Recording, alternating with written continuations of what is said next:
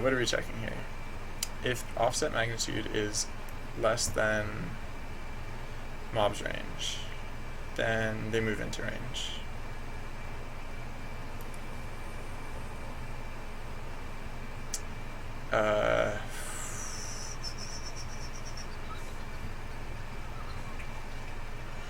Else.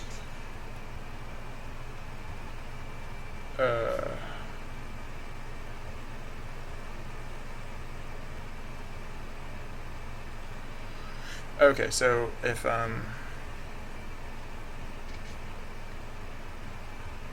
so yeah, we can just move this.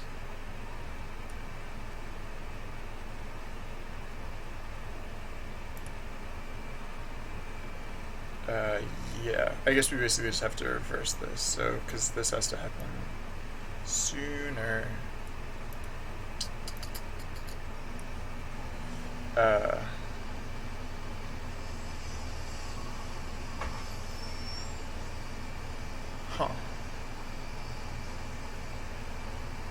Actually, I guess it's kind of the opposite for the hero and allies. Because for the... So, yeah.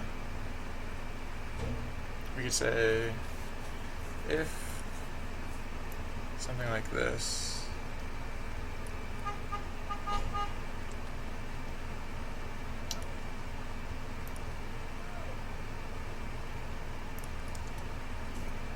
else,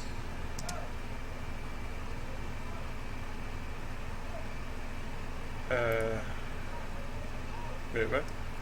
Did I do that wrong?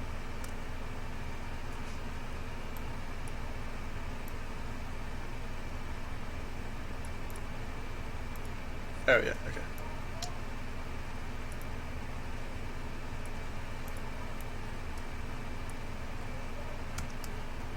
If we got rid of that, moved it here,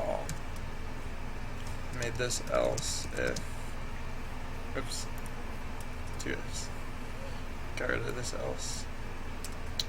Okay, so if, at this point we can just say if I equals 1.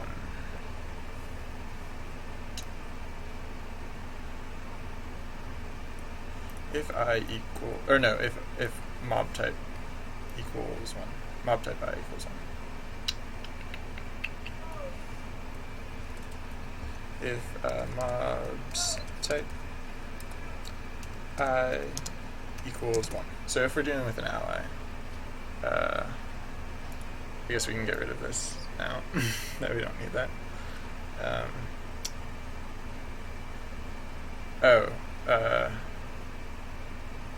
So actually this isn't an else. If mobs type I equals 1. Yeah, we can get rid of this. So then,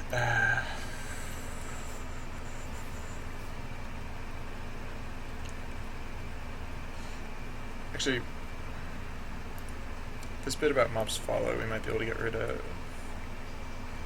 I won't do that yet though, because so this is actually going to be if not mobs follow I, and the rest of it.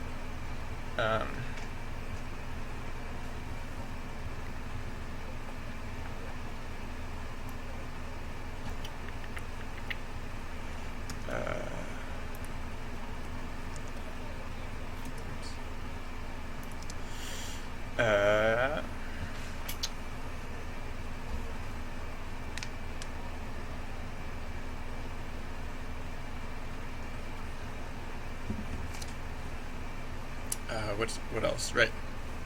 So now, all right, we bring back the original else that we had in the first place. All right, else.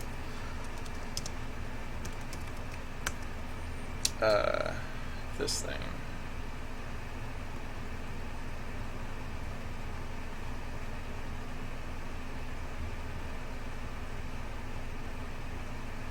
Wait, what?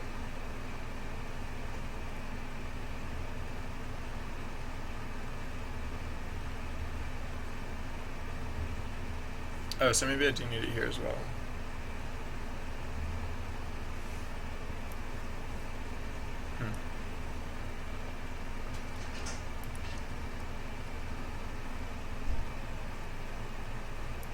I guess I can do that.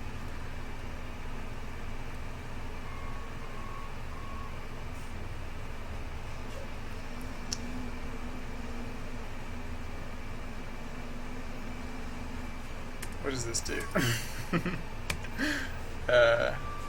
Save that. Alright, what did I screw up? I feel like maybe something. I feel like I might have screwed up something this time.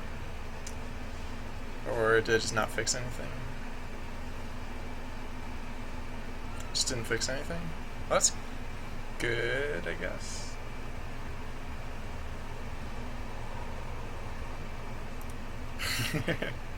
Could be worse, I guess, is what I meant to say.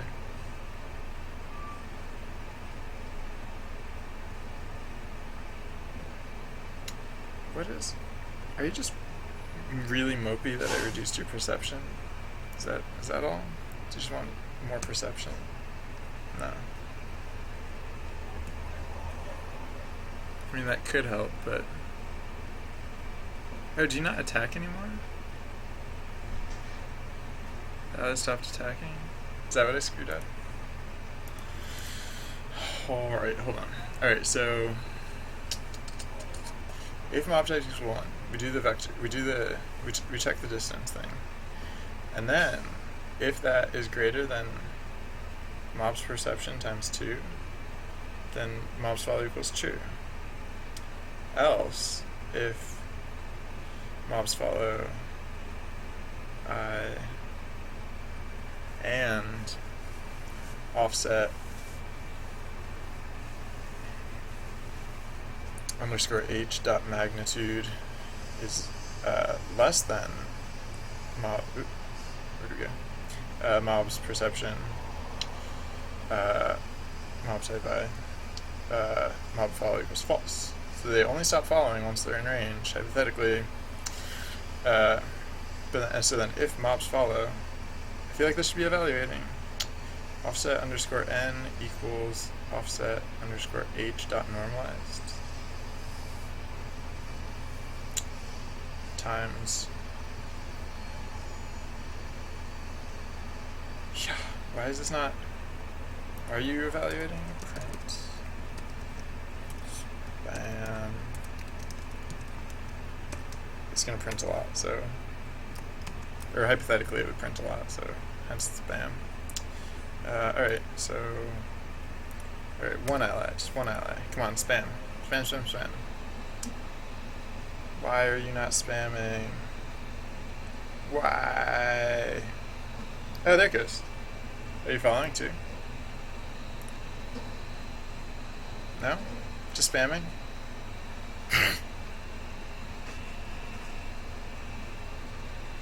Why? Why? Did your speed get set to 0 for some reason? That'd be weird. No, it's still 3. Are you moving, but just very slowly? No, you're just getting shoved by that mob. You're not actually moving, are you? Or maybe you're moving. Hold on. Let's find out. Go here. No, here.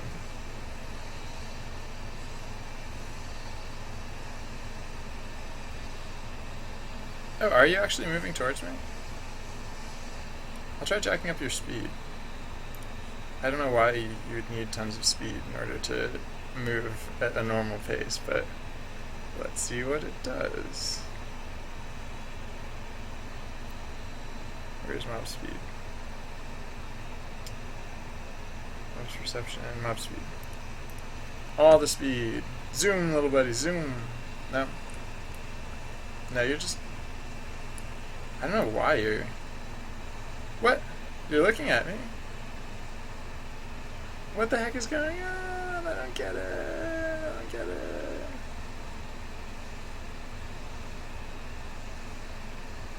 Look at all your speed. You have so much speed.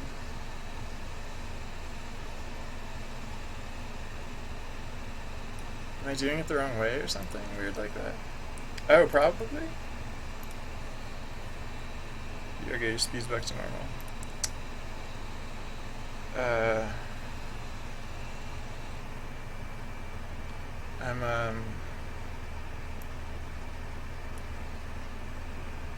I think, yeah. Is it supposed to be the other way around?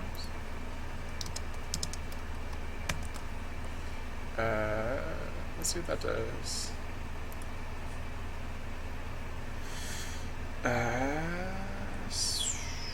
Cheat in at least one ally. No?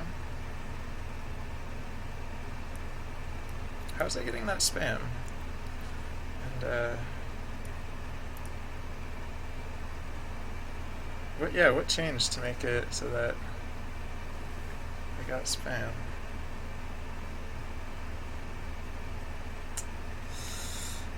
Yeah, it's just out of the blue.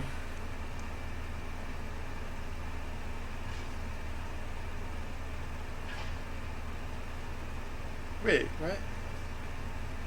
What is your deal, man? He only spams when he's in range of his target? Or something? What is your deal, man? What's wrong with you?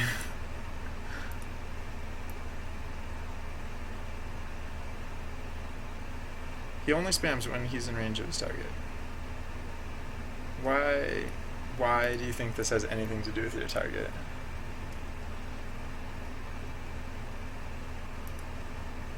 It says only to do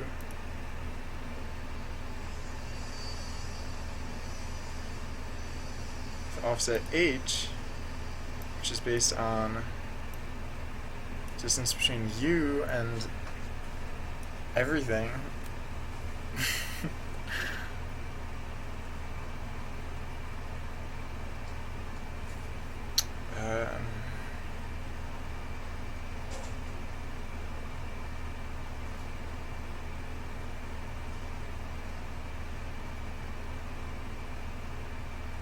Oh, wait. Oh, this isn't supposed to only occur here. That was the whole point of this change, is that it can occur regardless of follow.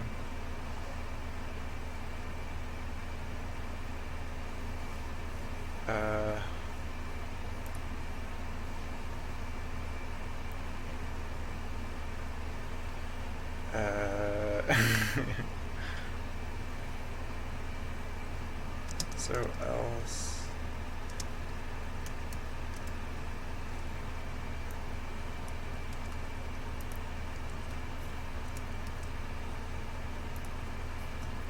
and then else if I equals 0, maybe? Something like that. Oop, no, not that. So alright, so at least it should start attacking again. No?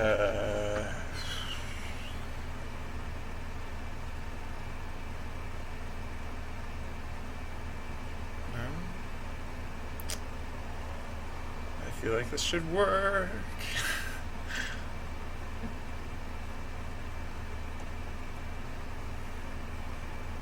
Offset h dot magnitude. If the magnitude is greater than the mob's perception times 2, mob follow equals true. And mob follow did eventually equal true.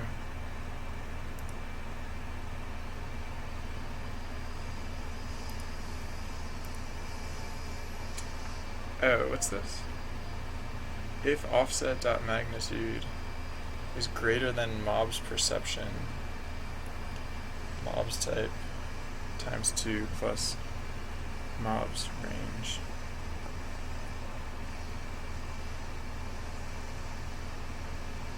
Oh. Why is that? Oh. Right. Because previously allies followed their target, so their movement processing is within targeting. So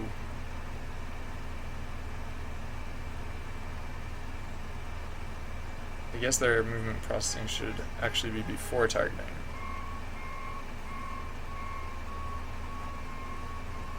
Altogether, I guess.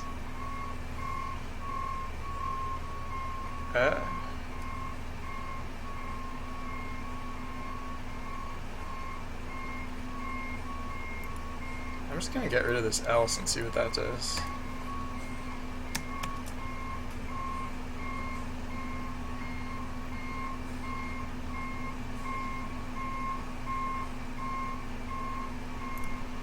To save.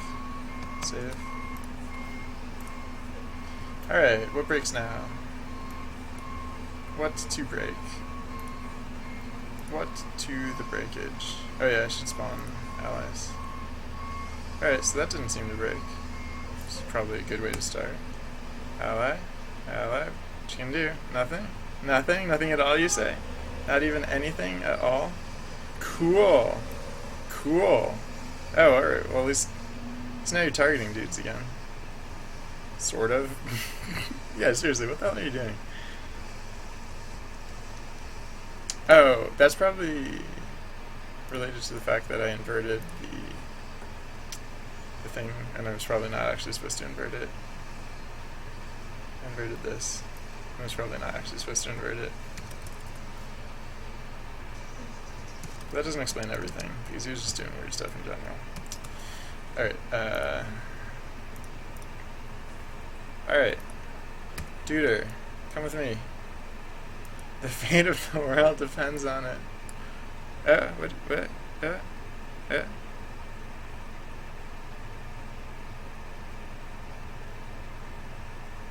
Only when you're...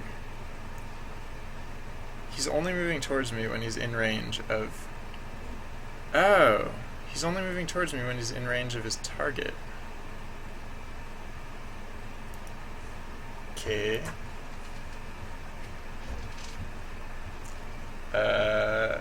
Okay.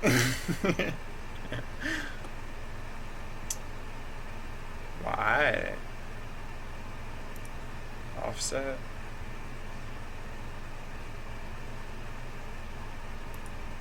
I'm gonna change this to something crazy.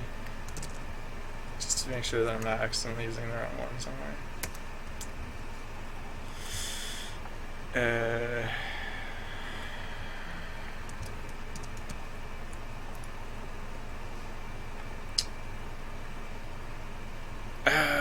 Okay. Yep. No, that's good.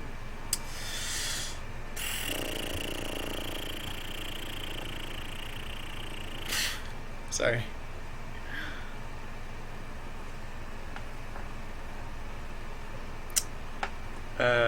Yeah.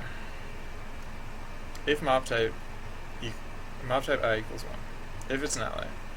Vector equals transformed opposition minus the mob's position.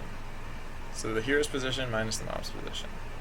If that magnitude is greater than the perception of this mob times 2, this mob should be following.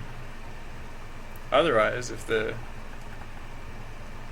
mob is already following and that magnitude is less than this mob's perception, stop following. Mobs follow equals false. If following,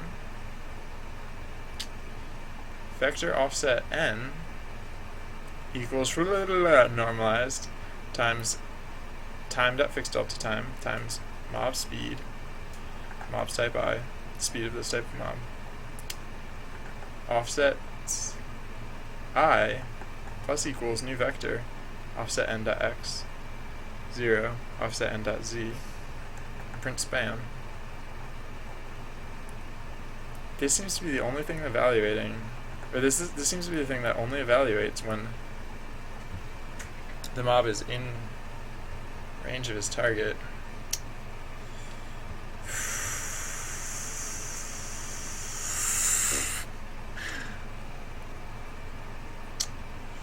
Um,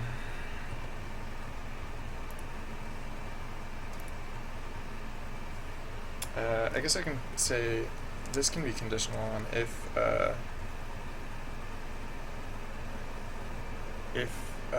mobs target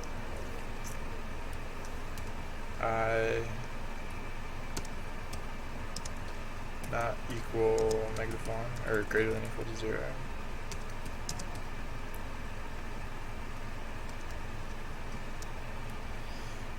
Else if mob's target is greater than equal to 0 and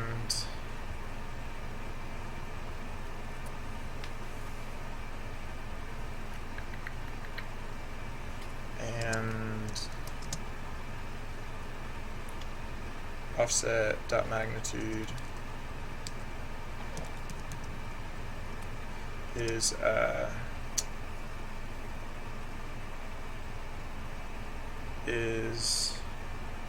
greater than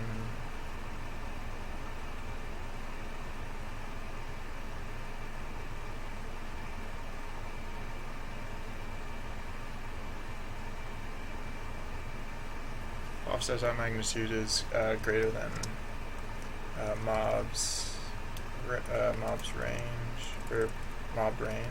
What is it called? Mob's range. Should actually be mob's type range, but whatever. Mob's type I. Which we actually in this case know is 1, so we could just use 1. Divided by 2. So get in there, I guess. Alright, again, I feel like this...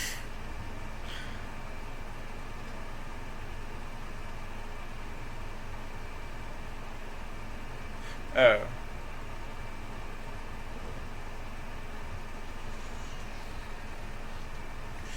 What?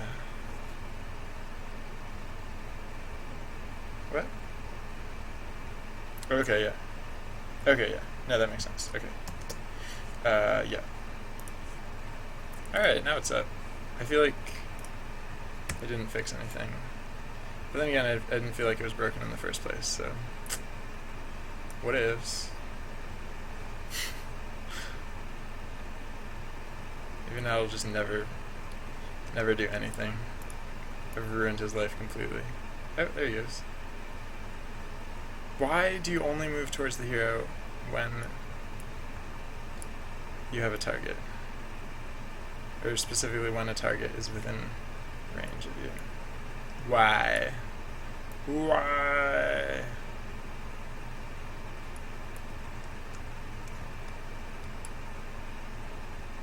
Oh, are you doing things now?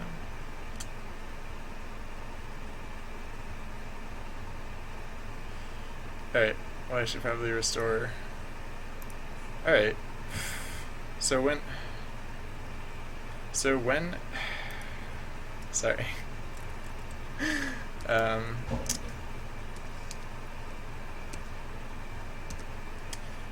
So when that ally is in range of the hero and its target, things seem fine. And then every other case. So yeah. Come on. Get in range of a target. So that everything can be fine forever.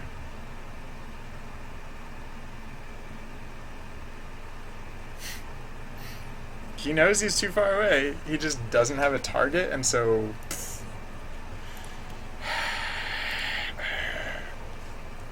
Alright, so... Oh. No. That's probably normal. Yeah, if I equals 0. That part's only for... the hero. I guess I can put this back to something reasonable now that it seems to be fine. I'm gonna call it offset H, offset NH, offset what? Yeah, offset H.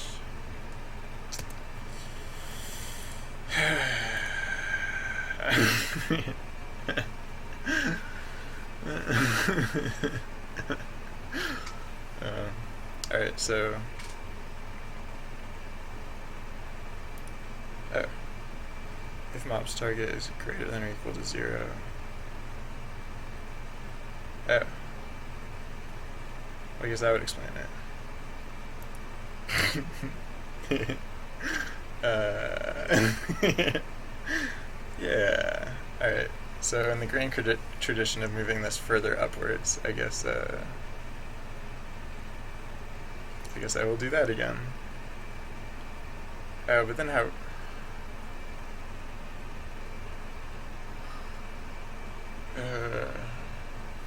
Wait, really? Why is this only process if we have a target? I guess because, yeah, for a lot of stuff, that's the only time it's salient. So, wow, that took me a while to just look up slightly. Alright, so, yeah, let's put it here.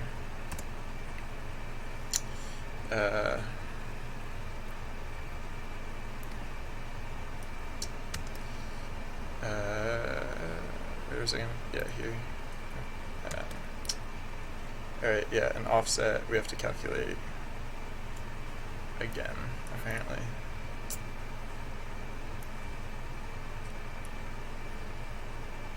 Oh wait, no we don't. No, yeah, we can skip this for now. Like we skipped it before. Yeah.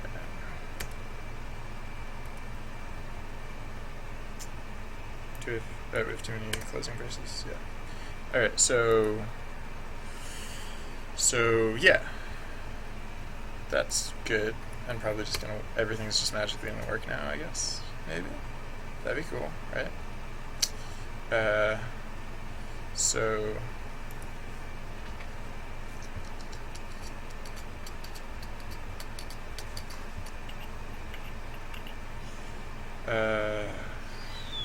else if I equals 0, no, if not mobs follow I.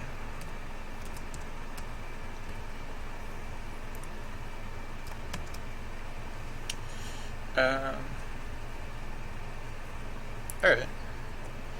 Maybe that just fixed everything.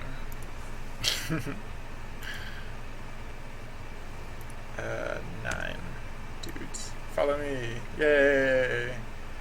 That took ridiculously long.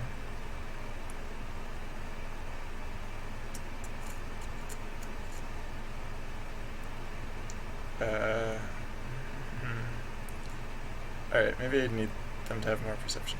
Oh, yeah. So perception was probably not such a problem as I felt it was. I was probably just noticing the fact that mobs weren't moving and blaming it on perception. Alright, so yeah, mobs perception is probably fine at 3 at least, I guess. Maybe, I don't know. Maybe I'll put it back up to a higher amount like the hero, but for now let's see how this works. So let's use the bomb. Take the bomb, add strength to the bomb.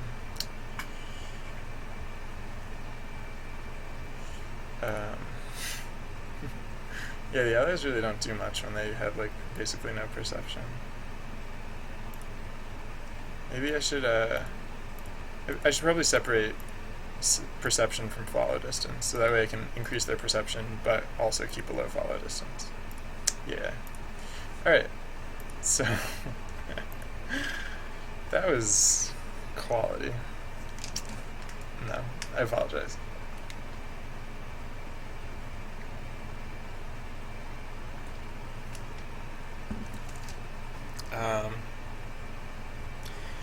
My brain might be lacking vital nutrients, so I'm gonna have an additional snack. I'm gonna have multiple snacks at the same time.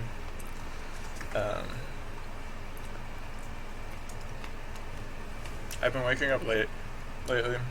Sorry, I just personal moment. I've been waking up late lately, so I only have time for breakfast before I start streaming. So then I end up not eating until like late in the evening. So that's not necessarily a good strategy. So I apologize for munching on camera. I don't want to die. No, sorry.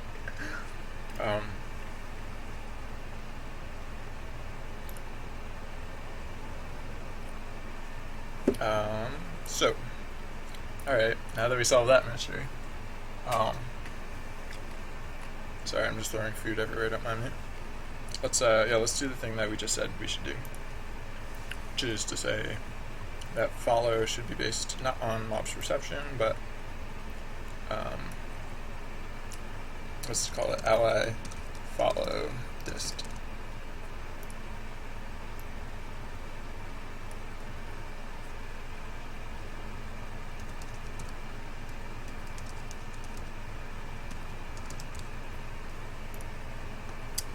Alright, and ally follow dist is not actually a thing, but I think we liked it around 3, so let's make it a thing and put it around 3.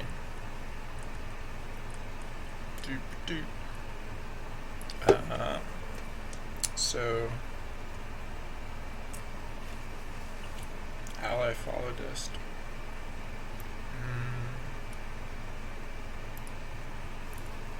Ally follow dist.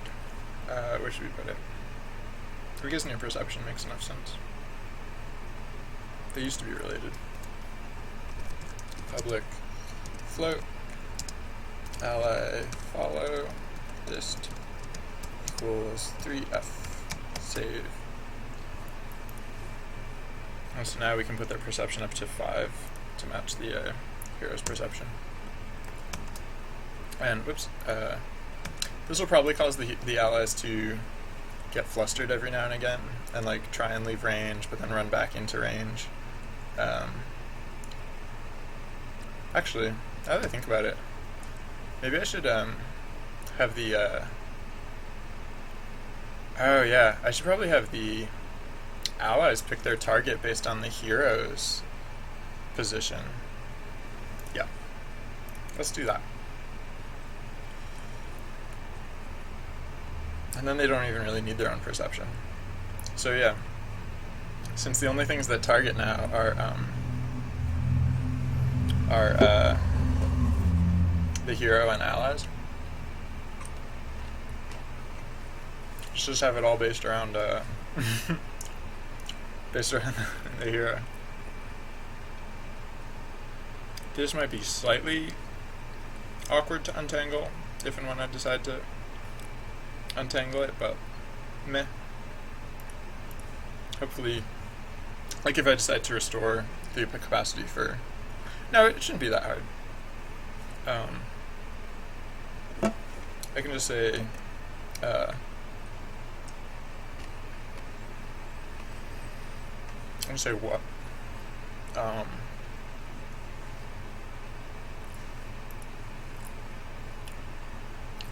Oh yeah, it's a scan range multi now.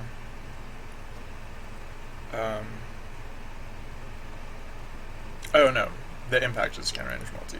Target finding is still scan range. And so for now I can just say 0, I guess. The thing about losing a target though,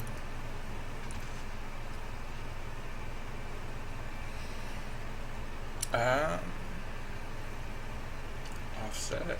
Oh. Yeah, the thing about losing a target.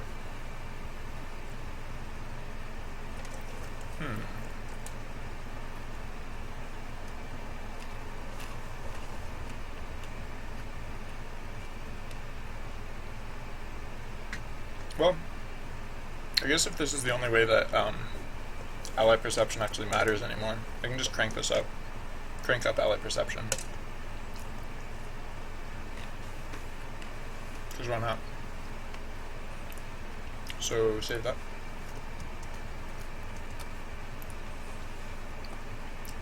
And Yeah, ally perception can be like 8. Just so that. Is that gonna be weird? It could be difficult for them to lose their targets. Yeah, I really want that comparison to be for the hero, not for, like, if targeting is based on the hero's location, then like losing the target should also be based on the hero's location. So yeah, I'll just do it for real instead of trying to hack around it.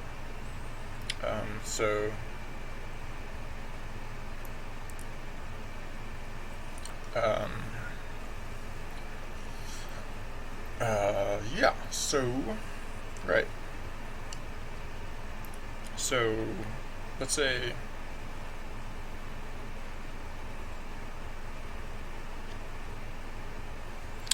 offset equals etc. etc. Let's say, so then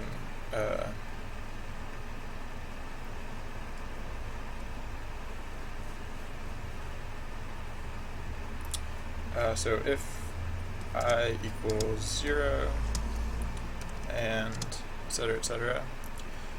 Else if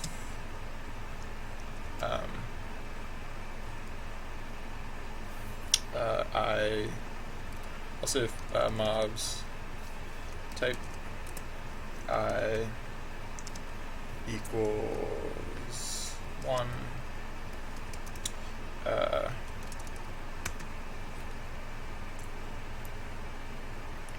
this, except offset,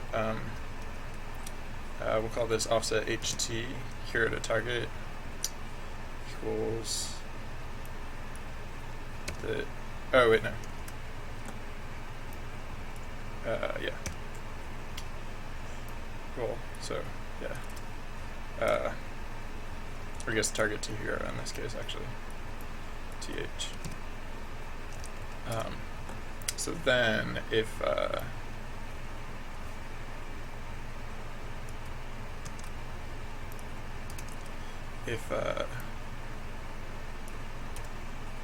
offset HT or what do I call it there, TH, if offset.th, that magnitude is less than mob's perception mob type I. No, mob's perception 0, because it'll all be based around the hero's perception. Mob's perception 0. Again, mob's range 0. Alright. So now allies choose and lose their targets based on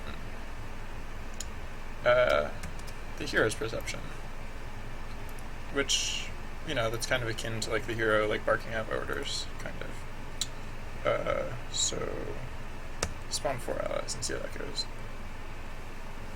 Yeah, look at that. Go team go. Yeah, knock stuff around. For no particular reason.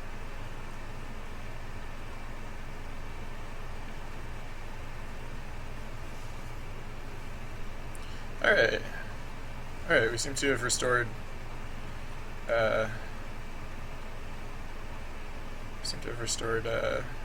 allies to be like useful and meaningful things. Is the hero declining to choose targets sometimes? At weird times? Maybe. Maybe it's after he attacks.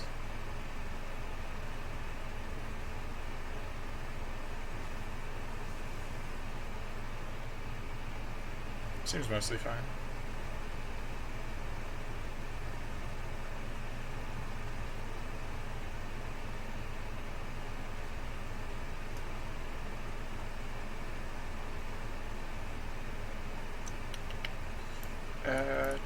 Bombs. More range on auto attack. More strength on bombs. Dash. More speed on dash. More strength on bombs. More strength on bombs. Boom. Potions. More speed on dash. Boom. Kaboom. dash, bomb. More range on auto attack. Bomb. Bomb. Dash. What? I feel like I just... What? Oh.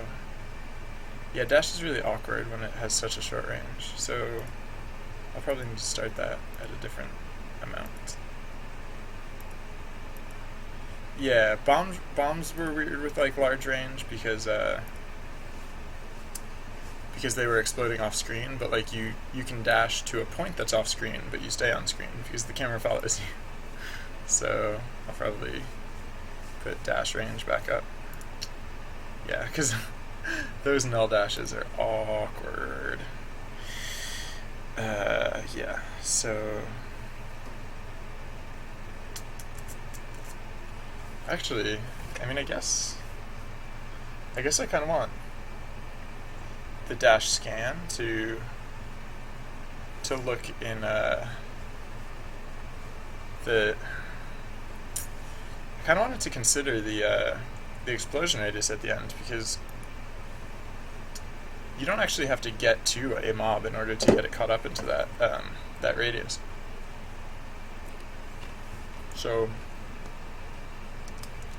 let's look up scan range, not multi.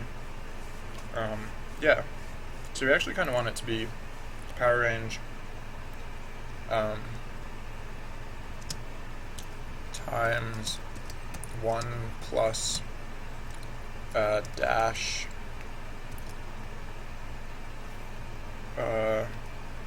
radius scale.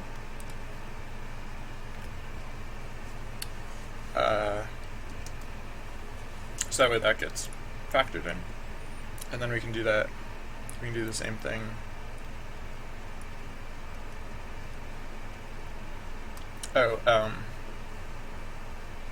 Except instead of times 1 for the extended scan range, it'll actually be E range.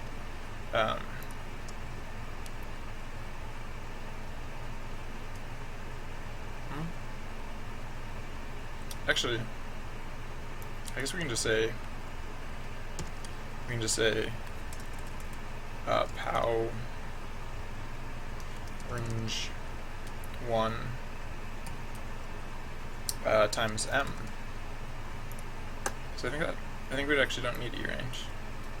Am I right? Oh no. Well.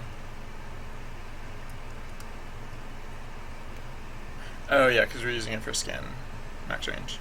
Ironically, we just don't need it here. Oh, and yeah. Oh, yeah. So, no, actually I'm not going to do that. I'm going to do, get rid of that. I'm just going to, I'm just going to add in the dash radius scale from the start. And it'll just stay there, and the incrementation will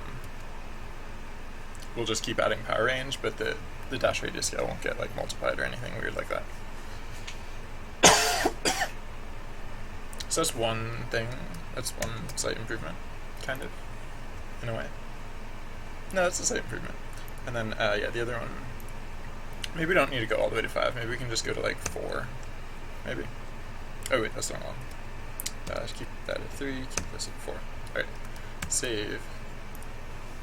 Alright. I want more allies, just because allies are fun. And also I just messed a bunch of stuff up, so it's entirely possible that they're still broken. I'm going to continue to eat on camera, I'm sorry. You can't see me.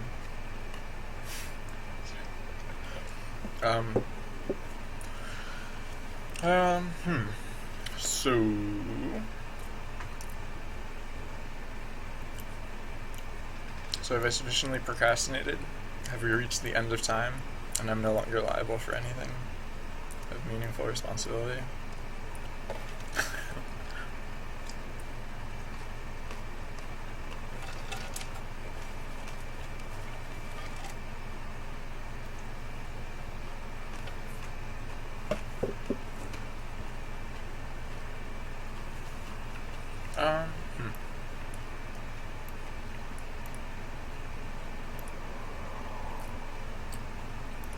game's a lot easier with allies. Especially these awesome new allies that just go wreck face for you.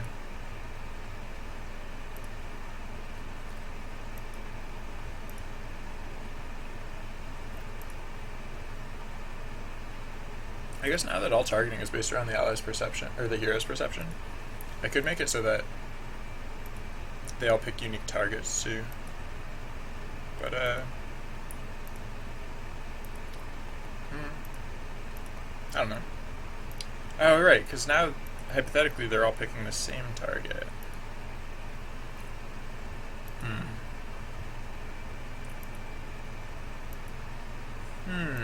So maybe I should add some, like, variability. So not all picking literally the same target. Although, they're literally just running in circles, blowing dudes away. Yeah, I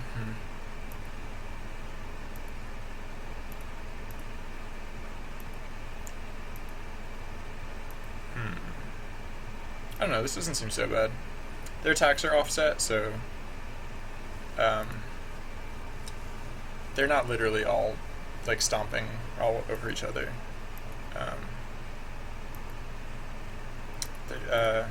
There's what? You jerk! I don't even have any multiplicity on dash, do I? No, I don't. Maybe that's the problem. Maybe dash only works when there's multiplicity now. Maybe I forgot to check that one case. Oops. No, I guess it can work. Alright. Yeah, what's that about? Let's crank the speed way down.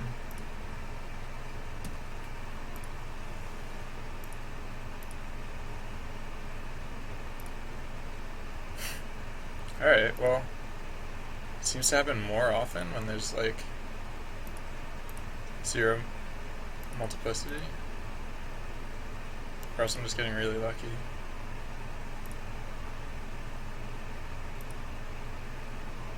Yeah, maybe I just got really lucky. Nope. Yeah, it seems to happen fine when there's very little multiplicity. So maybe that thing I noticed earlier about like way back before I started noticing that bug, but when I was running tests, I noticed that, or I thought it was coming out with like one more print than I thought it should. So maybe that's like the problem. Because if it's trying to do an extended range dash,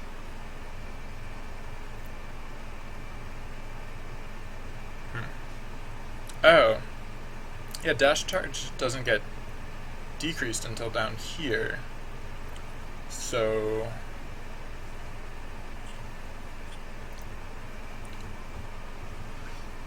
no, I think I did that correctly.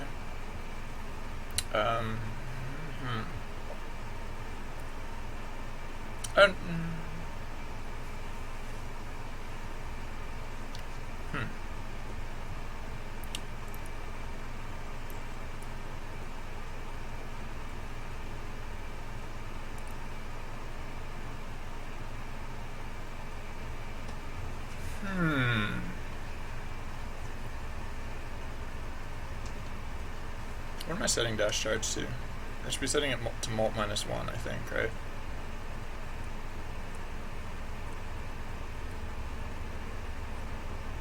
Yeah. It's mult -1. So, in that case, in the case we were just seeing, dash charge should be, this should evaluate false, and it should just conclude dash. So is there a problem with conclude dash, I guess?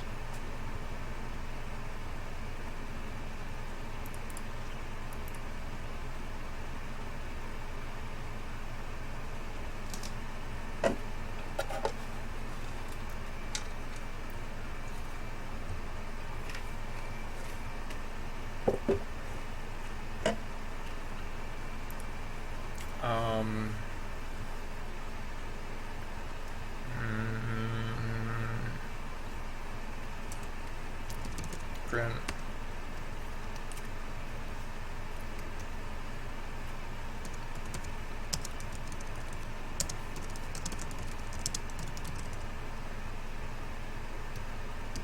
So I wonder if we're concluding dash in that case at all. Like, are we even getting to this point? So I'll decrease this cooldown, which is still called speed, of dash. Oh, I should increase the frequency of button spawns.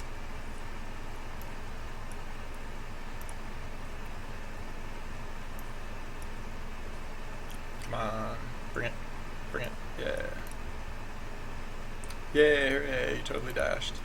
Yay, hooray, you totally dashed. Yay, hooray, you totally dashed.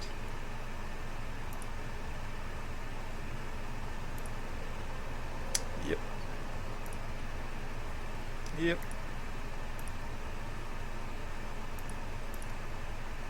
Ah!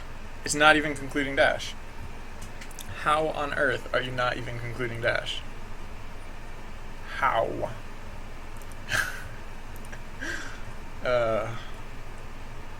Seriously.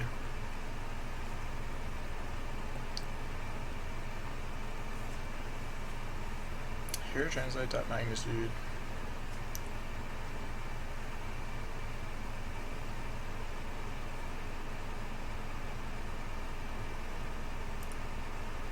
Alright, we're adding in a buffer, I guess.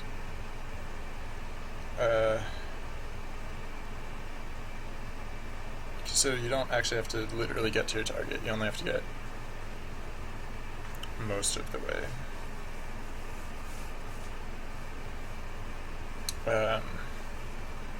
So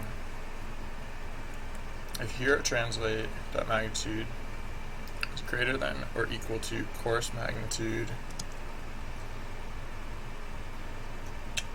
plus is greater than. Okay, so wait, and if here translate dot magnitude plus dash target buffer dash target rad, I guess, for radius, then you're fine, whatever. Good. Just to make this more likely to happen. And then, so wait, what do we call it? Dash target rad. Yeah, let's make that a thing. A small thing, but a thing.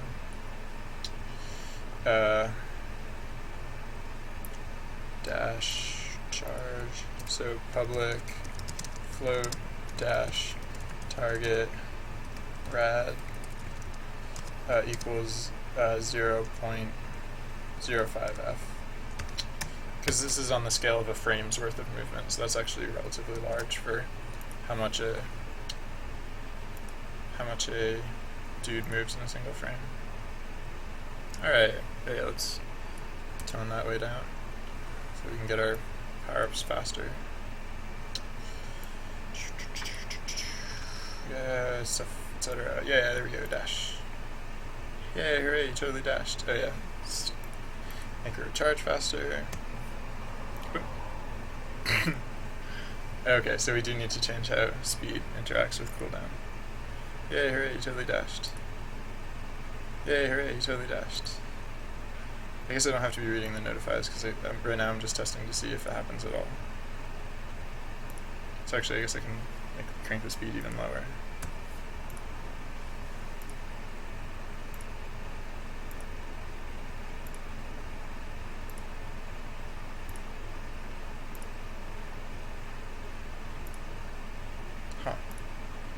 Maybe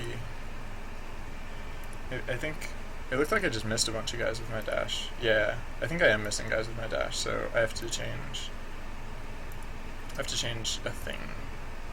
Oh yeah, because I've been getting really stingy with dash grab min radius again. But I think, yeah, I can put it to around that probably. Well, I want to test that separately. But that seemed to have helped. So I guess like it was tweaking out when it got so close to the No, I don't know. Maybe it was just like a rounding error or something. I honestly have no clue. But it doesn't seem to be happening anymore. Because it was happening a lot before, and now it's not. Now it's good. Now it's totally good. Alright, yeah, so the thing that I wanted to check in. So I'm going to cheat a little bit, I think, with the dash grabbing. I'm just going to, when concluding dash, I'm going to do one more, well, actually, I guess this is close enough. I'm going to do one more scan range and include those duders.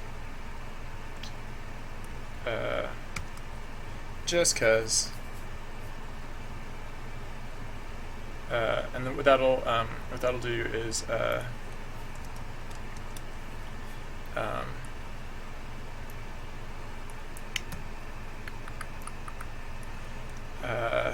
it'll make sure that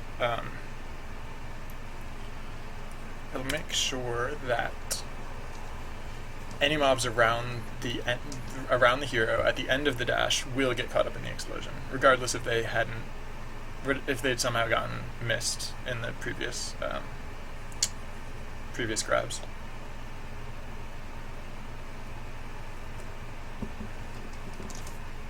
I'd hypothesize that like I wasn't actually missing as many as I thought I was missing, and that they were just not getting knocked up because of those other bugs that we ironed out earlier. But I think actually a lot of that did have to do with dash grabbing. So, yeah. We'll add this in as like one more last hurrah. Yeah, and hopefully this will be sufficient. If not, we can. Hopefully it'll be close enough. And if not, then I can start worrying about other stuff later. Okay. So yeah. So what do we want to do now? We want to increase the range of dash and the range at which mobs spawn, just to get it packed in here relatively fast. So let's say 0.01. Look at them go. And then, so yeah, range of dash. So that's like 10. Let's set the cooldown pretty low. It's like 2. Oh yeah, and so we still need the dash to appear. So we could reduce the button spawn period. Whatever, it'll be the next one anyways. Bomb. Bomb. Bomb. Bomb. Bomb. Bomb. Maybe I can make the coins turn red or something. No, red wouldn't work.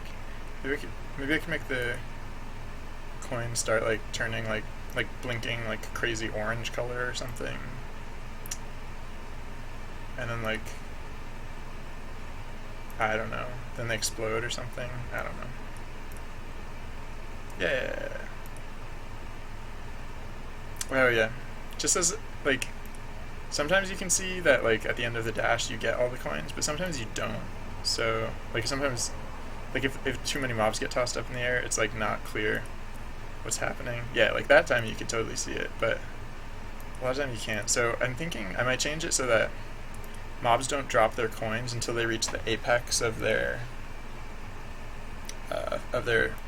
flight, like only when like they hit the, or like maybe a short distance into their flight or something, like just so that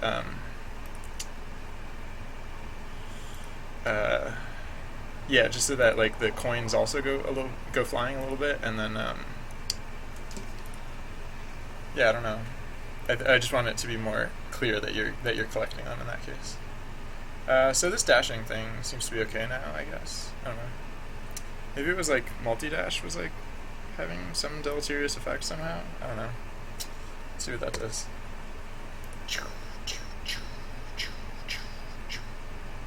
Whoa, what was that?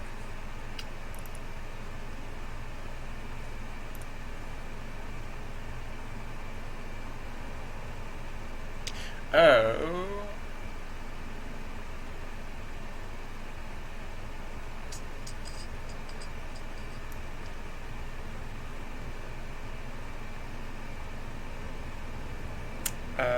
I think maybe when I was changing stuff around. Oh yeah. I'll just add in if not dashing and sequence not equals to and mobs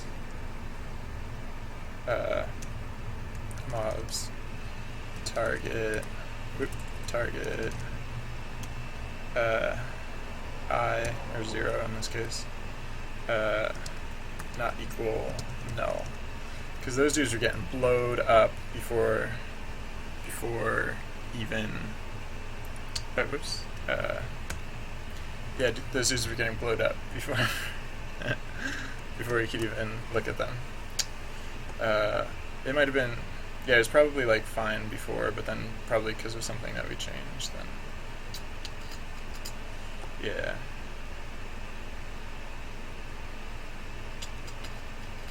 I'm pretty sure these are those dead braces that we left in there before, so I'm gonna get rid of those. Which I think, which is it? Yeah, it's this one. And this one. And then delete.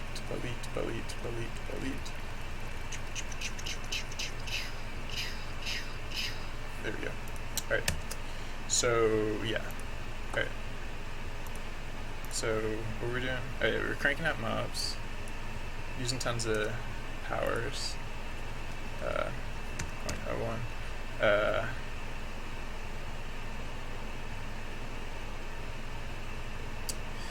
And then, right, we're multi-dashing, like, what?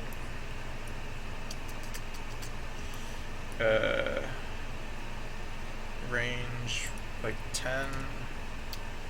Multiplicity, like, 5. I should also try it with a shorter range, just in case that's artificially boosting the, whatever. Anything else? Oh, speed lower.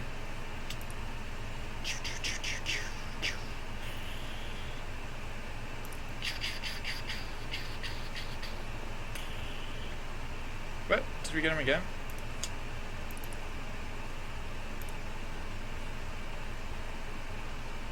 What? Oh. Oh. -1 was the problem. Alright, so...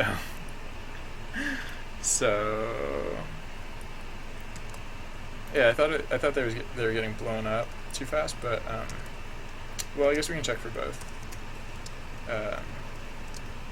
Greater than or equal to 0. So only if we have a target and the target exists do we do this.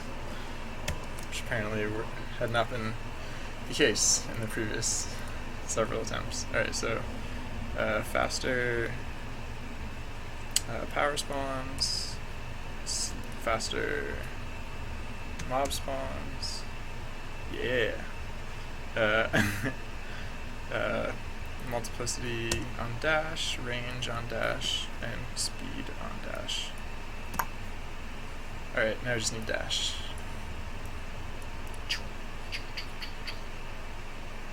Boom. Yeah, you can kind of see what I was talking about before, about how dashing causes coins to appear. Because, like, here, I'll zoom out so it's really clear. If you watch, like, coins will just, like, start appearing, like, flush when you dash around, because, like, the coins appear as soon as the mob is, like, outside of range. So, yeah, entire swath. So pro tip, leveling up dash is actually quite elite strategy. Yeah.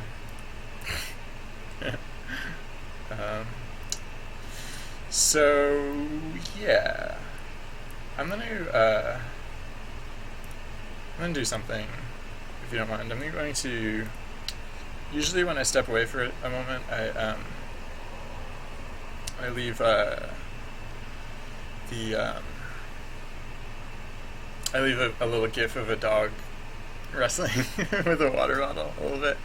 But right now I'm going to set up the simulation to run. I do have to step away for just a moment, just a matter of minutes. But I'm going to leave the allies chugging away, just in case I introduced any weirdness with the ally system, and just so that it's clear what all is happening. Oh wait, I don't need this. I have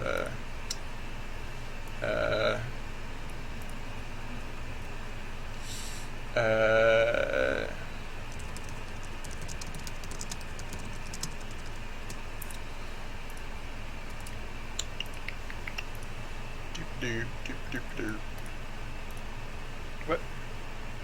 Sorry, just one sec. Okay.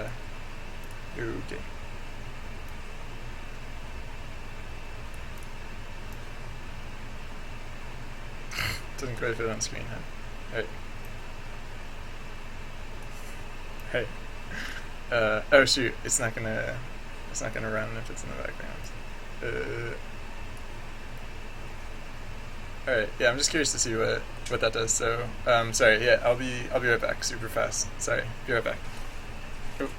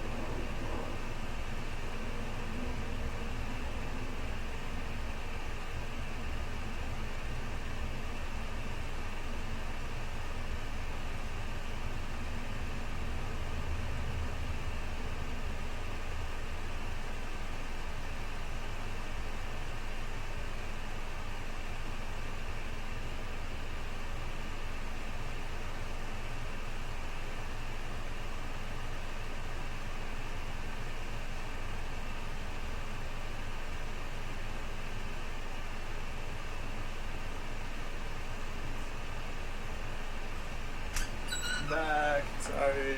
How are the allies doing? They kicking butt? Taking names? Seems legit. They're all in like a reasonable range, like that you might expect them to be in. And yeah, look at him go. Just yeah, I didn't give him any power ups or anything, so not gonna be super powerful, but like I don't need malts. Dash, speed, I guess, strength. This should get it cooking. Yeah. Show those mobs what's up. So yeah, after taking the day to think about it, maybe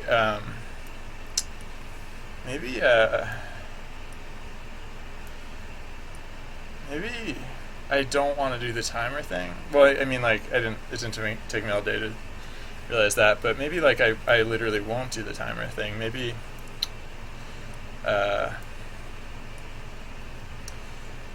maybe I should use the Blinky coin system. So, like, well, I just souped these guys up to be really powerful, so, oops, but, like, hold on, I'll rerun the simulation. So, like, in the case that, like, there are mobs or whatever, and they, like, get in range, I'll increase the mob spawn rate, at least. Yeah, so, like, mobs, they get in range, and they have, they bring their cookies at you, and or their coins or whatever. Cookie coins, cookie points, cookie money, I don't know. So there are all these mobs that are like clustered around that you're not dealing with yet. So like, what if these ones that you're not dealing with, like what if like after a moment their coin started to like, and of course they wouldn't flood in this fast because this is unreasonable, but what if their coin like started to blink or flash or something, or otherwise like give like a warning sign, and then if you don't deal with it soon enough, then I don't know, you lose a point or something, and you only have so many like points before the lose condition is met, I guess. I don't know.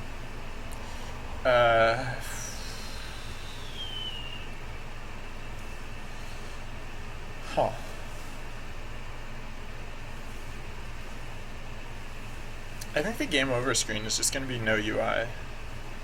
I did that with my previous game. Not any of the projects on my site, or not any of the projects linked for my site, but I participated in a game jam, and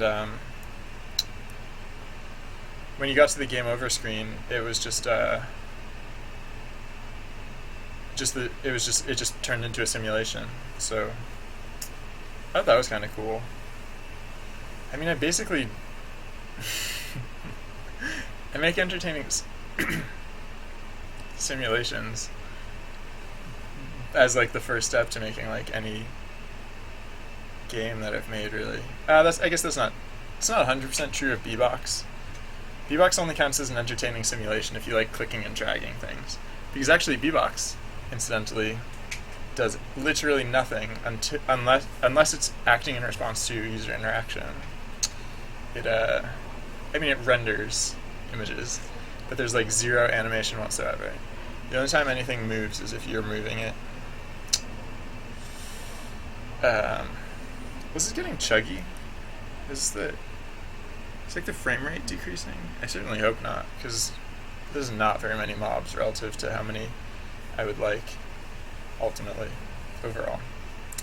I kind of want to point the camera further downwards, because it's a little weird that like the world just kind of stops right here. Like at no point does the game actually take place further that way. Well, I mean, I guess you kind of can make it by like moving away from the game in this direction. So maybe that's why. And maybe that's good. Players aren't tempted to use that space, because that space is reserved for other things. What would it look like if I got rid of that upper UI?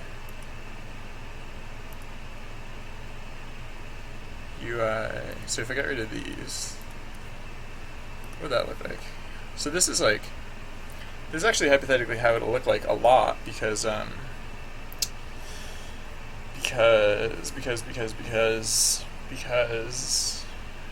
hypothetically you keep your modifier tray, your like available tray, like pretty clean in a game. Like not often will you actually have to let them, or not often would you actually want to let them stack up.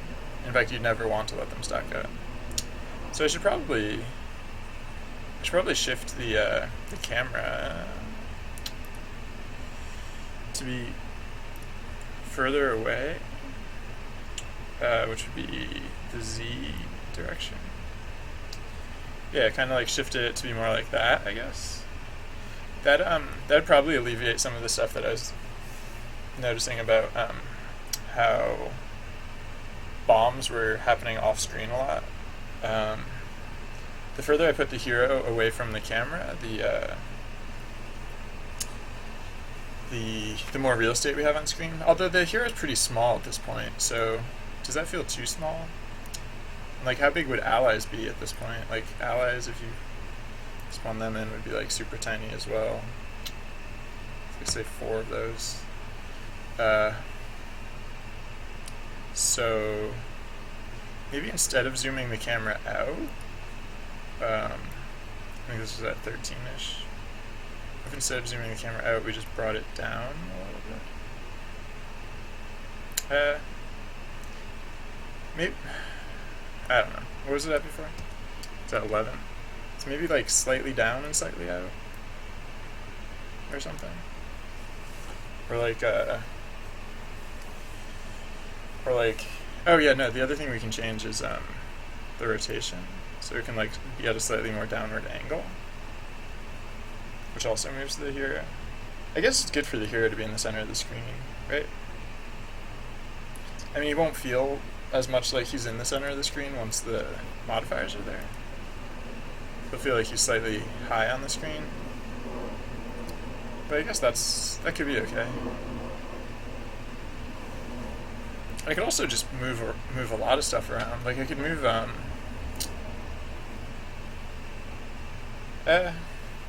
no, I'll probably leave those where they're. Yeah. I think I do want to do something with the camera. What did I put the, zoom. 30, so what if it was at like 35 instead of 30? That looks okay, I think. Bombs still look cool. Dashing still looks cool, I assume. Can't think of any reason why it wouldn't. Alright, yeah, so I'll probably do that. Probably. At least for now. Oops. I always do that. So.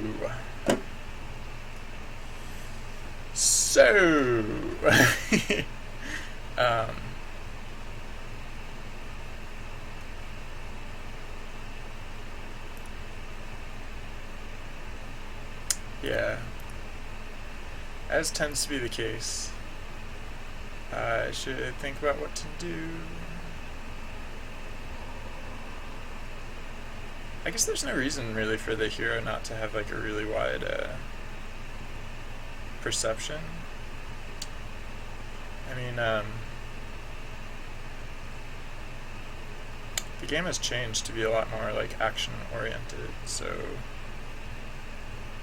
I mean like to like be a little more non-stop in terms of the action. So like the only time you'd really want to chill out for a minute is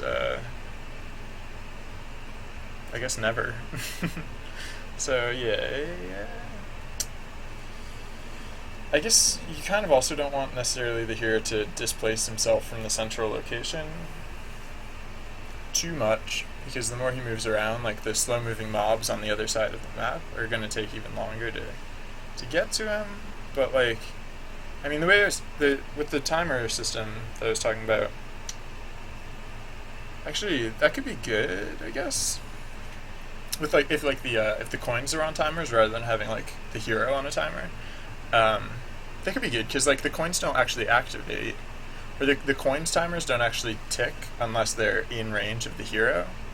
So like that actually kind of encourages players to move around the map a little bit more, because the more they're moving around, like the fewer the fewer coins are in range at any given time, and the more they can kind of deal with like what's happening.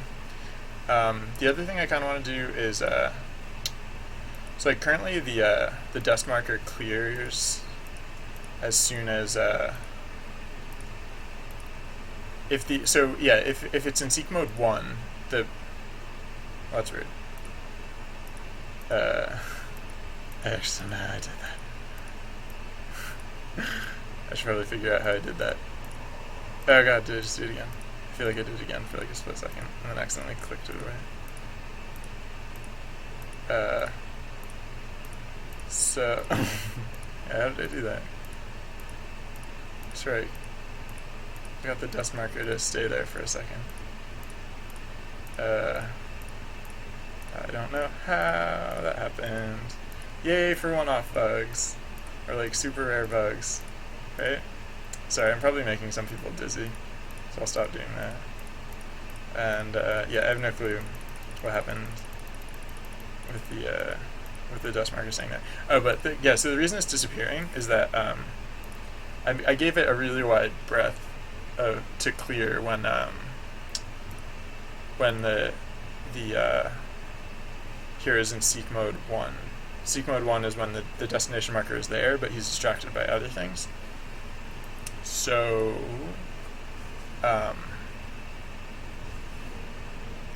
yeah.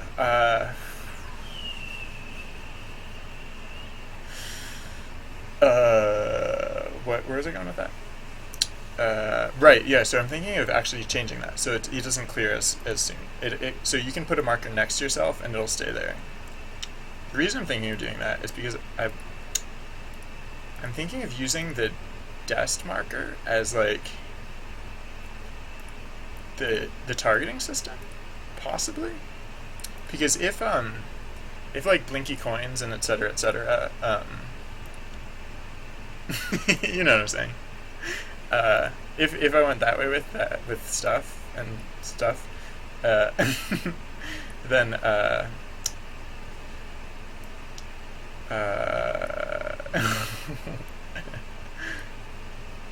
if I use the blinking coin system, then you would need the capacity to clear coins with some precision. And so the way you could do that would be to drop down your marker and then activate an ability, or just wait for the hero's auto attack to take care of it. The hero's auto attack actually takes place in a small range now, so I guess, alright, yeah. I'll probably want the coins. I'll probably want the mobs to hold the coins directly above their head. Although, then would it look like you're knocking their head off? That'd be weird. I don't want that to be the case. Maybe it looks like that now. I hope that's not the case. Alright, so anyways, blinky coins, using the dest marker as the first point of targeting. So basically, like, then for any scan, it would first look to the dest marker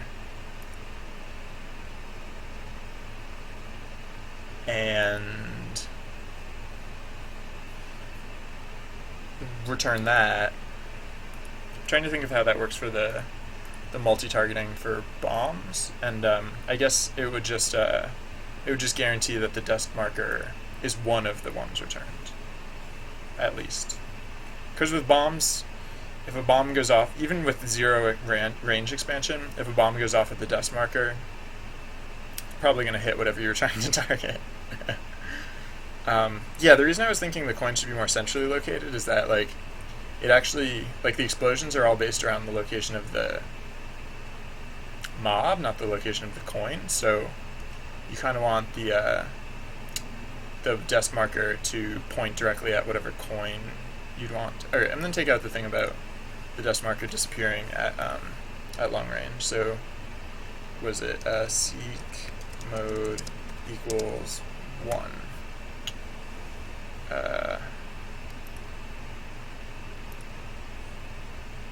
No.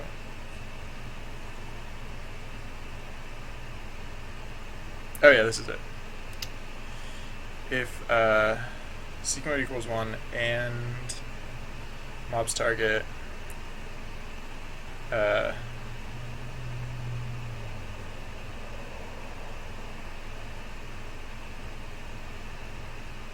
mobs target is not -1 and desc transform position minus transform position dot magnitude is less than mob's perception, right?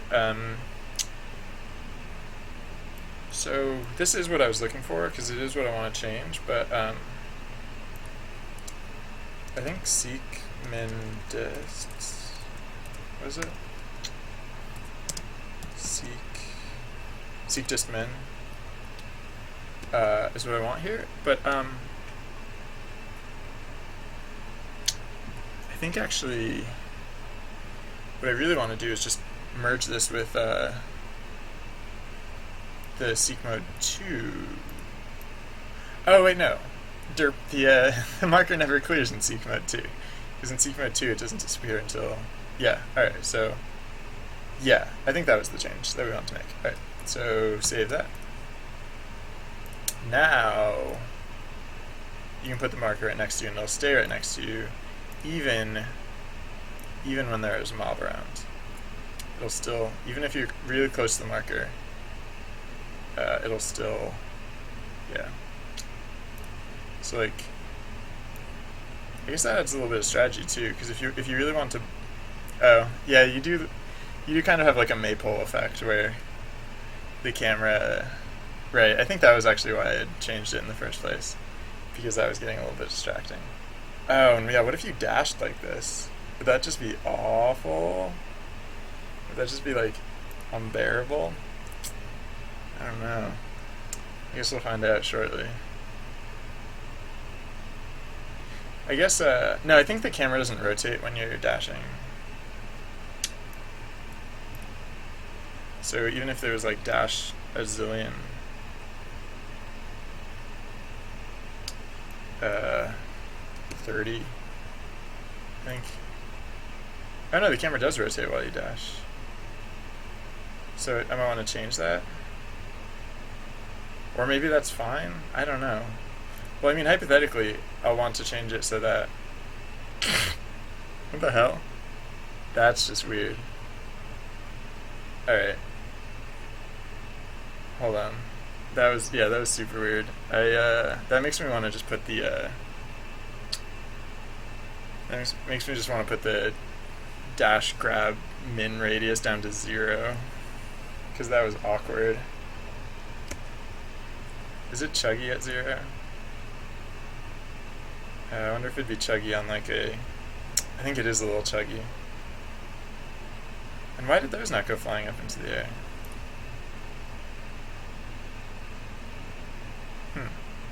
Yeah. Something about this all weirds me out a little bit. Just a bit. Oh yeah, so hypothetically with the new targeting system, we would actually want dashes to... Why are those dudes not getting thrown up in the air?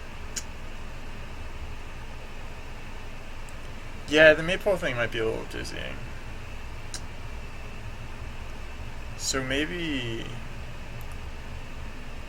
the camera doesn't rotate towards your destination. Maybe it only rotates towards your destination when you put your destination down. Maybe? Like,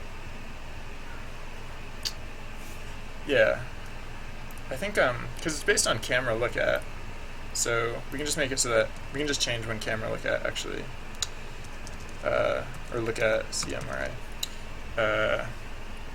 Right, this is where it actually happens, but look at, yeah, so right now it says if seek mode equals 1, then etc., etc. But we can just change it to when seek mode gets set to 1. So,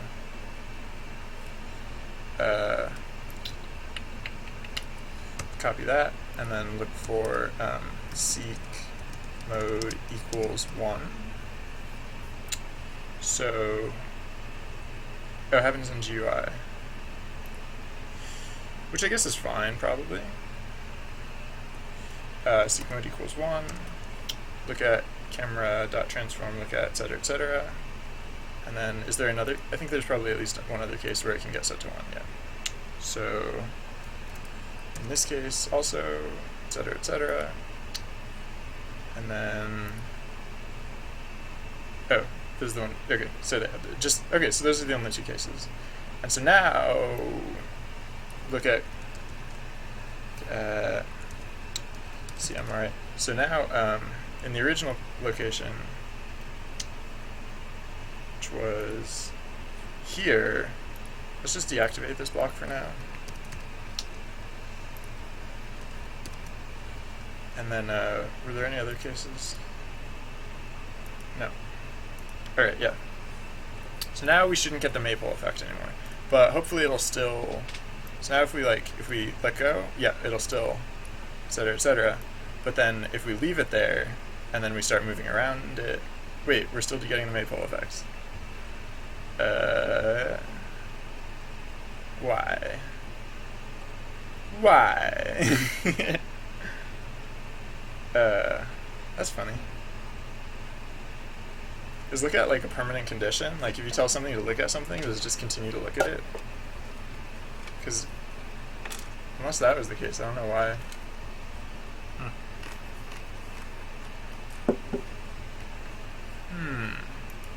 I guess there are other things affecting camera. So let's look up camera. See what other, what else might be affecting it.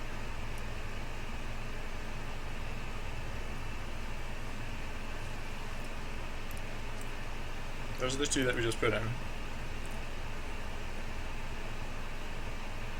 That's completely unrelated. It's only using the position of the camera.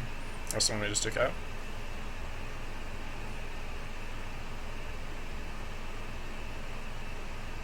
This is where the camera pivots to look at camera, or pivots towards the same direction as look at camera.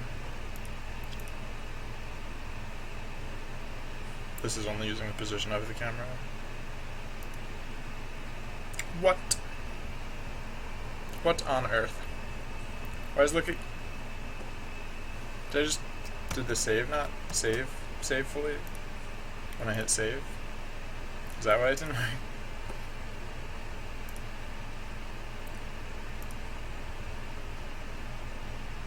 Alright, good. It just, that's the weirdest thing. Sometimes like, wait, what the heck?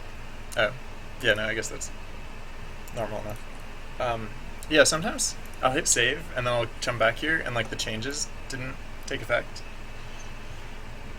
Maybe I have a loose like S key or a loose control key or something. I don't know. Anyways, that's better because okay, now we can put the thing down and we'll still pivot towards it, so we can still use it to change the rotation of the camera, but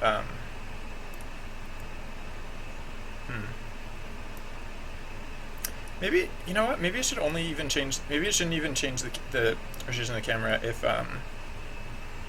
you just clicked it. Maybe it should only change the rotation of the camera if you clicked and dragged. Like if you press and hold and then let go. I don't know. Or maybe it's fine like this.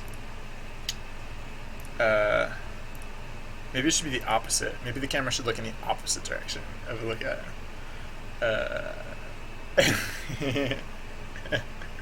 I don't know.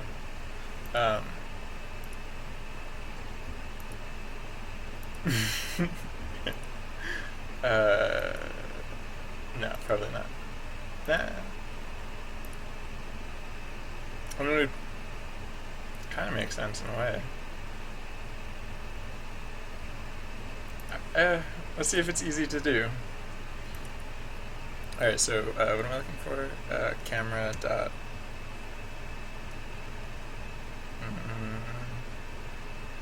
I don't remember. But yeah, here it is. Okay, yeah, camera dot transform. Rotation. So if I just like multiply this by -1, is that gonna work? I don't know.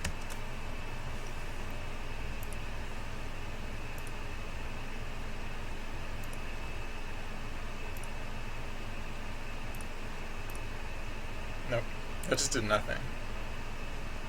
That's just not lerping whatsoever. I guess negative lerp is not the opposite of lerp.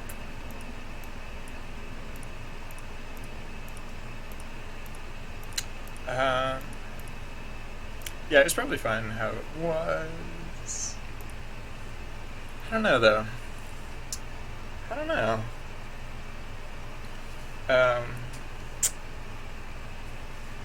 I kind of want to, just to see,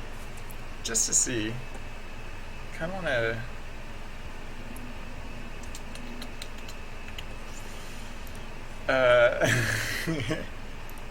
wait, so, look at camera, alright, so it's referring to, it's referring to this guy here. What if, create empty game object, what if this was completely zeroed out except it had the opposite rotation around the y-axis, and then instead of using like a camera transform.rotation, we use transform.getChild dot getChild 0 dot rotation. I'm just curious to see what this effect would look like, because I've had it the other way for so long that like, all right, well that doesn't work either. Oh wait, no, I left the -1 in, didn't I?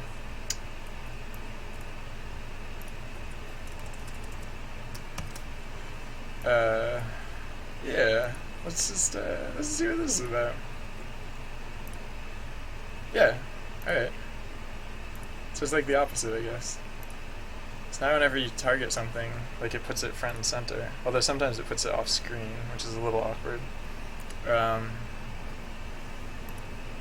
Yeah, so I don't necessarily like that, but at least it wasn't hard to set up.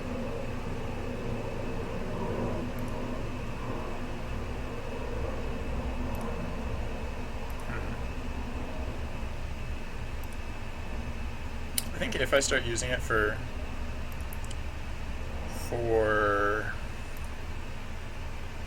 targeting purposes, it will get annoying to have the constant camera swivel.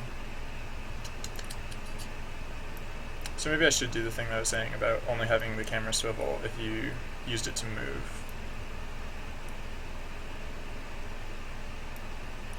Which I can just, we can just check when you clicked, like pay attention to when you click down, and then only make the camera swivel if when you clicked up was after like a given amount of time. So yeah, so let's get rid of this thing because we don't need that.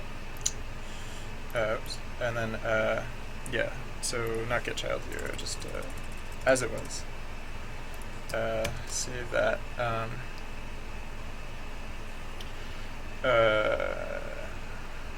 Right, so yeah. So now let's add in, where's the snap? What? No. So camera snap, and then let's have public float camera press time, and actually let's add camera press delay equals, let's say 0.3f, I guess, for starters, like a third of a second, kind of. And then what else? We want UI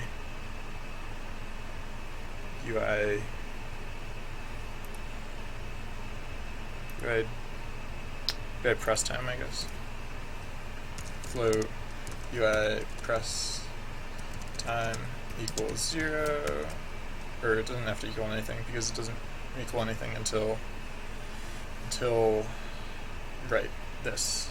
So UI press time equals time dot fixed time, I suppose.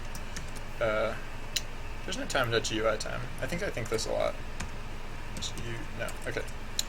So fixed time, I guess, is close enough. Save that. And then, so actually, the first one, this one we can get rid of, because that's on button down. And because of this delay, this can never happen on button down. So then we can say if, so where's button up?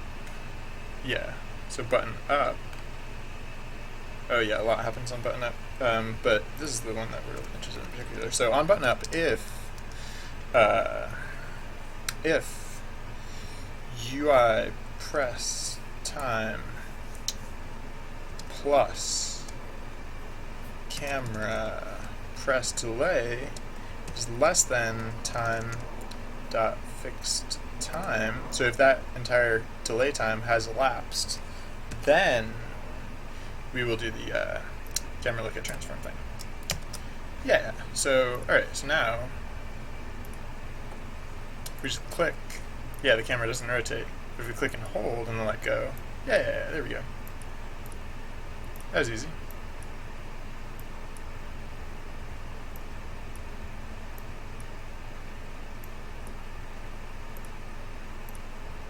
So now, yeah, now we actually can use the thinger for targeting, and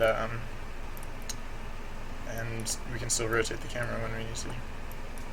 I think 0.3 is slightly too long. I think it's actually closer to like 0.2, because it's like basically anything more than the click you want it to occur. So yeah, let's see how 0.2 feels.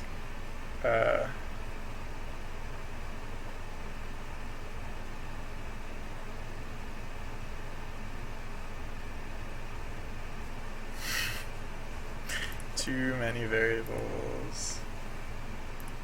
Here it is. Camera press delay.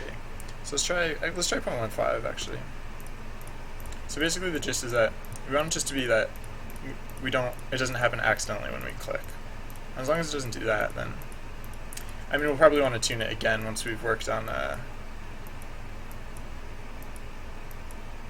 once we've seen it how it works on mobile, because it could feel a lot different. Like the speed of a click and the speed of a tap, like I don't know how those compare actually. I've never really tested that before, or I've never really seen any empirical data on the topic. So I'm inclined to think that a press, like a tap on a mobile tablet, might actually be slightly slower than a click. But I don't know. I guess we will find out. And when we do, we will have the value that we need in order to. Yeah, I'm gonna put it way down. I'm gonna put it like down to 0.1, just for now, because I'm getting situations where I'm intending to have pressed and hold, but it's not registering as such. Yeah, that's good. And then it's not accidentally happening on clicks. So I should actually probably use this delay for I guess it is kind of happening on clicks. So let's say 0.12. I should also use this delay probably for seek modes, because like every time I click, you can see like the dude like responds for a split second. Because I think we're like basically always hitting seek mode 2 for like a split second.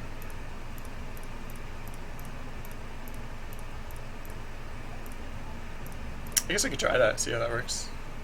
Alright, 1.2, I think I had the camera press delay at, or 0.12. Save that.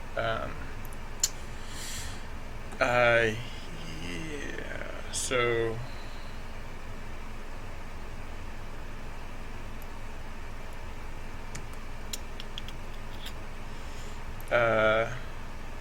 UI pressed equals -1. I wonder if it'll. This could very well screw things up.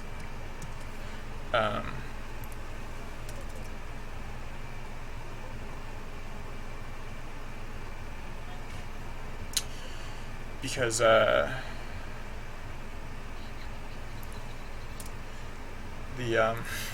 seek modes are pretty precarious, the way I have them set them up.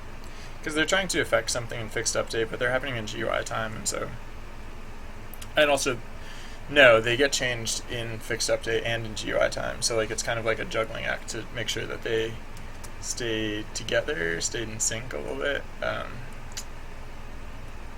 And I might have just messed that up.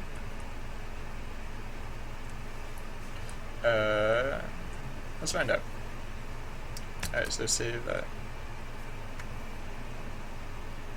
What's all this? Yeah, cool. Oh, yeah. Actually, I don't know. I might bring that back. Oh, I do need to change how speed affects cooldowns, yeah. Okay, so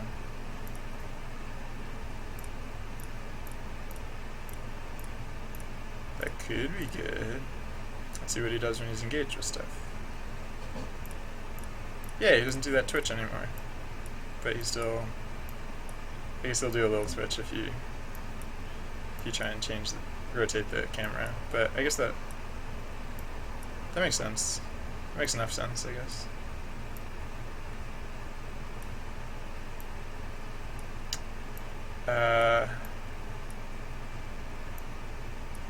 Although I will change one thing. I will say what?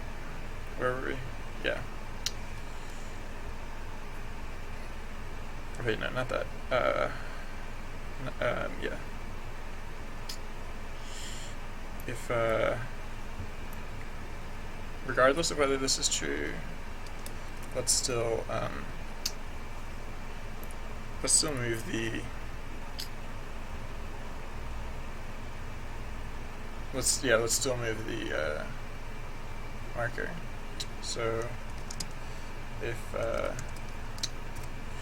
if this is true, then we'll go into seek mode 2. However, regardless of whether we went into seek mode 2, let's continue to move the marker, because I noticed the marker was just like clicking slightly, because it would move when you click down, but then it wouldn't update again until after the delay period had passed. So, and I'm just gonna look at our UI pressed seek mode, etc., etc. Seek mode not equals 0, so that's probably good. Not equals 0 is much less precarious than saying like equals 2. Let's see if we are looking for seek mode equals 2 at places, and see if that's going to make a uncomfortable difference anywhere.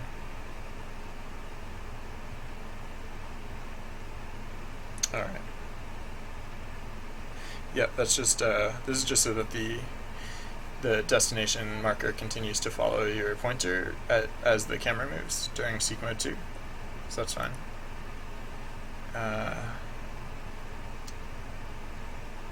And this is probably also fine. Probably. Yeah, because you're not in seek mode 2 until that delay is over. So that's probably fine. I mean, we did see that weird before we made the change about like the marker, dust marker disappearing in perception versus seek min dist, seek dist min. We did see that one case where like we could get the marker to stay around any longer than we wanted it to stay around, but that's not really the case anymore. It seems to be clearing correctly, or at least it would be hard as heck to tell if it wasn't clearing correctly, because like you can basically put it on top of the dude. If he's not paying attention, it'll just stay there. Which now, that's kind of useful, because now if you want to target a thing right next to your dude, if you want to target these dudes, it's not I mean, like, you can only really target things. Like, the targeting system only really works if you, like, using the desk marker as a target only works if you're clicking within the range of whatever you're trying to activate. So, I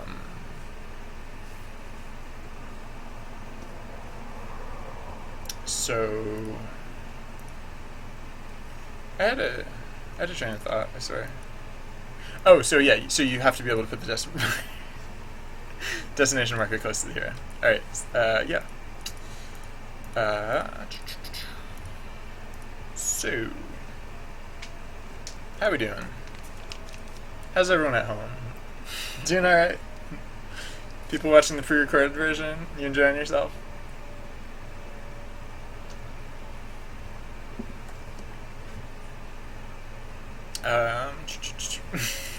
No, I didn't have. I wasn't going anywhere with that. Just checking out. So I guess I don't know. I've convinced myself enough that that the exploding coins thing, or like the ticking coins, is like a good enough thing that I don't know. Maybe we could actually like. Oh, was that? Did the camera swivel around because I dropped a thing on the UI? No? What's that about? Oh, I should do the UI fix up. Like now-ish. Because like there are all these dead zones when dropping stuff, and it's like, I don't know if it even matters which one you're dropping them on at that point. You know what? When you drag them, it probably shouldn't just translate them by the... This would be a lot simpler if, instead of like grabbing things by the edge, like if you grab something by the edge, it should put it in the middle of your... Like the first thing should be that it snaps to the middle of your cursor.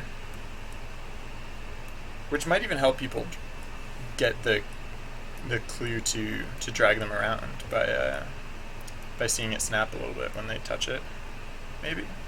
Or else I'm just trying to convince myself of that. Either way, yeah. Let's say so. Yeah, so far we're saying that what? Oh, not fixed update on GUI. So far we're saying that on GUI. Nothing happens here.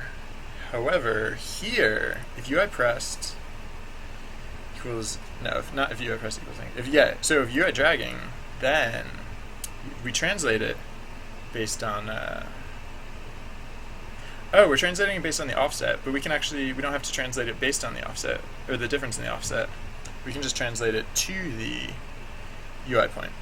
So instead of saying plus equals UI point minus last UI pause, we can just say equals UI point. And then we actually don't even have to care about last UI pause at all.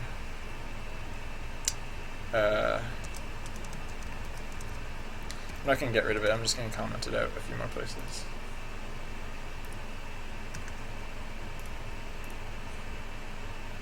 Because if this works, we won't need it.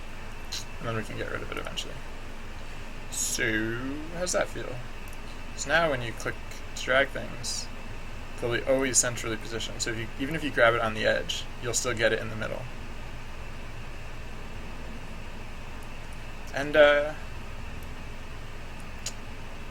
for mobile, we might actually want it so that you grab it like closer to the lower edge, because you're going to be grabbing it with your finger, and so it'll be underneath your finger. If it's dead center, it'll be like directly underneath your finger, which I mostly just wanted it centered over your cursor so that you couldn't grab it from like the side. Because if you could grab it from the side, then you could get into ambiguous situations where your cursor is on one of these, like your cursor is hovering over one of them, but the image of the button is hovering primarily over one of the other ones. So let's do what? Let's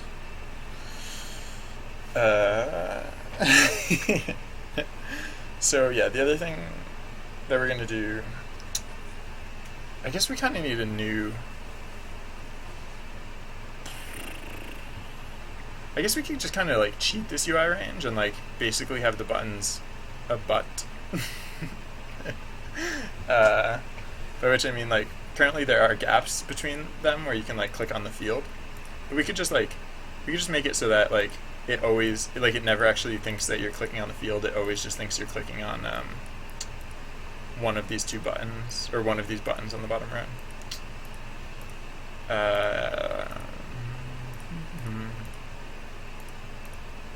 I guess that could make it slightly easier to accidentally click on a button when what you're trying to do is move the target, especially if we're using the new targeting system we've talked about. In fact, on the bottom half of the screen, the same amount of distance, like the same amount of screen real estate, means a lot less like space in general. Like this span right here is actually like quite a distance. So like if you're targeting something above you, you can just like click there. And actually a lot of the time you're basically clicking at the height of the hero.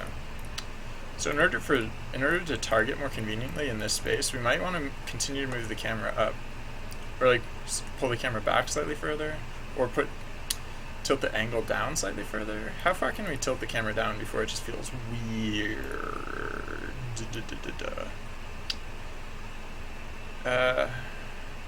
That's actually not that bad.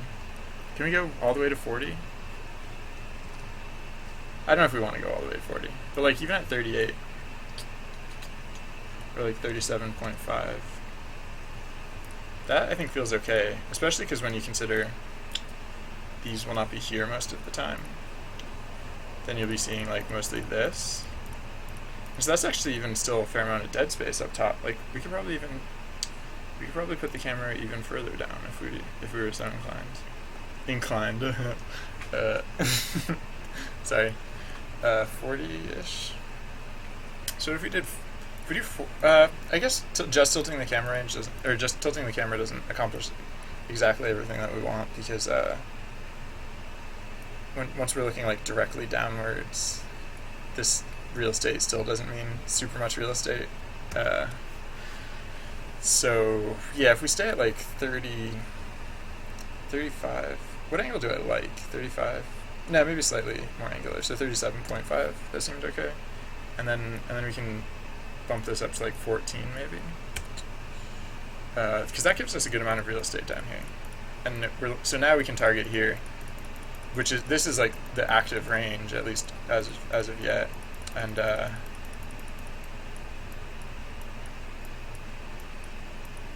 can tune up the delay to be slightly higher than 1.12. Sorry.